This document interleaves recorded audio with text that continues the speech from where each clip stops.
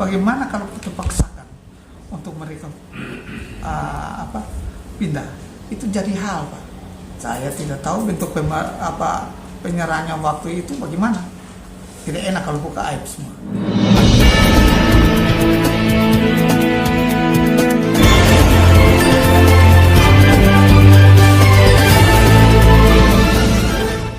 Pemirsa, terima kasih telah berkunjung ke channel News Daring. Jangan lupa dukung kami dengan like, komentar, dan subscribe. Pemirsa, Obed Kaji, RPH Bimoku, saya tidak mau buka aib pembangunan 6M Mubasir. Rumah potong hewan RPH Bimoku yang dibangun sejak tahun 2015 Mubasir. Pembangunan yang menelan anggaran sebesar Rp6.780.310.000 tidak memiliki fasilitas yang lengkap. Di antaranya fasilitas listrik yang rendah, debit air yang sangat kecil, pos jaga dan pos pemeriksaan.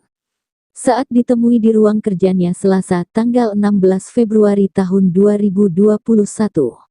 Kepada awak media, Kadis Peternakan Kota Kupang, Dr. Andus Obed Kaji tidak ingin membuka aib pembangunan RPH Bimoku yang dibangun menggunakan dana APBN sebesar Rp6.780.310.000 yang dikelola oleh Dinas Peternakan Provinsi Nusa Tenggara Timur pada tahun 2015. Sedangkan terkait dengan kekurangan pembangunan yang belum memadai, pihaknya tidak tahu siapa yang harus bertanggung jawab atas sisa pembangunan yang ada, sebab penyerahan RPH dari Dinas Peternakan Provinsi NTT ke Dinas Peternakan Kota Kupang sejak tahun 2016 tidak diketahui secara jelas siapa yang akan melanjutkan sisa pembangunan yang ada.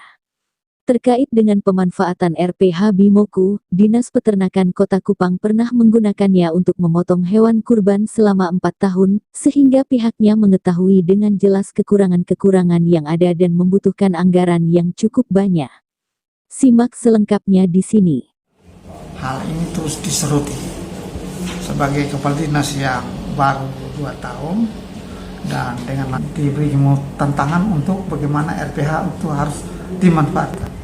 RPH itu dibangun oleh provinsi, oleh provinsi yang menurut cerita catatan bahwa kalau salah di teman-teman wartawan, kalau kolaborasi dengan data-data yang lain daripada provinsi maupun RPH yang ada. RPH itu dibangun tahun 2015 itu dalam kondisi yang belum lengkap. Belum lengkap dalam artian bahwa masih ada kekurangan-kekurangan yang perlu dibenahi, dan saya tahu caranya untuk memberikan kebenangan untuk mereka serahkan itu bagaimana?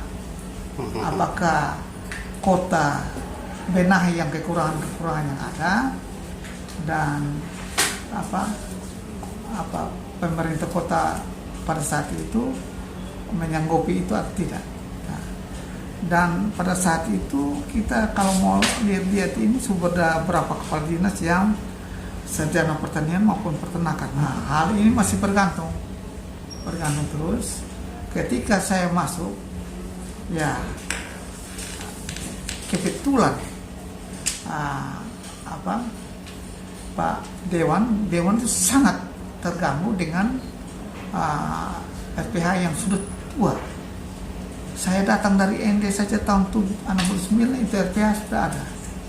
Nah, kita bisa bayangkan kalau dengan adanya undang-undang lingkungan yang sekarang, pencemaran lingkungan itu aturannya sangat ketat. Kita bisa kenai aturannya jangan berakibat kelalaian kita. Izin Bapak. Ya. Berarti RPH yang dibangun belum memiliki AMDAL? AMDAL itu baru pada saat Pak Hen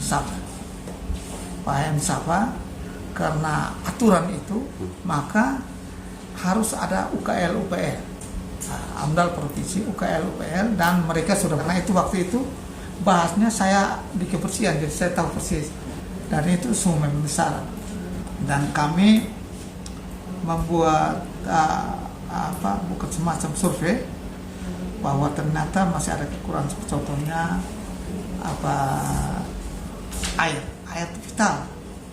Nah ini kita pun sumur bor itu ya DBTN-nya belum memadai, dan kita tambahkan lagi ini apa sumur bor yang ada, dan tambahan lain, belum listrik Pak, karena alat yang dipakai itu harus 32.000 volt. Nah yang ada 5.000. Nah kita tidak bisa ini pakai alat yang ada. Alat potong saja 3, belum bisa berfungsi. Nah bagaimana kalau kita paksakan untuk mereka pindah? Itu jadi hal Pak. Jadi dari kota belum mau menggunakan RPH itu karena memang fasilitas ini tidak memadai. Belum memadai. Ya. Jadi yang harusnya yang melakukan memadai fasilitas ini kota atau provinsi? Saya tidak tahu bentuk penyerahannya waktu itu bagaimana. Oh iya. Saya tidak tahu. Karena kita tahu bahwa dananya cukup besar, 6 miliar ya. Ya saya tidak tahu itu prosesnya itu nanti Pak ini ke sana saja.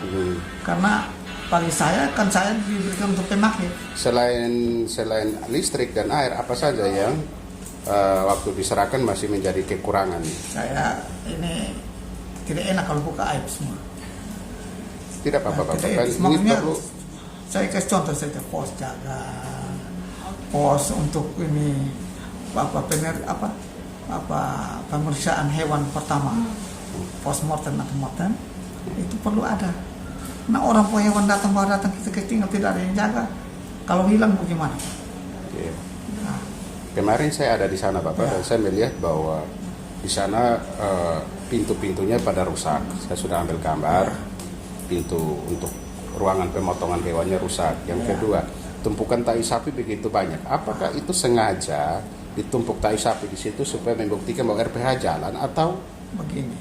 Saya cerita.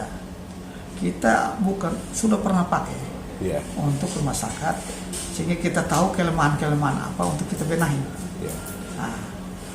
Itu hanya manfaatkan pas hari raya saja, Bapak.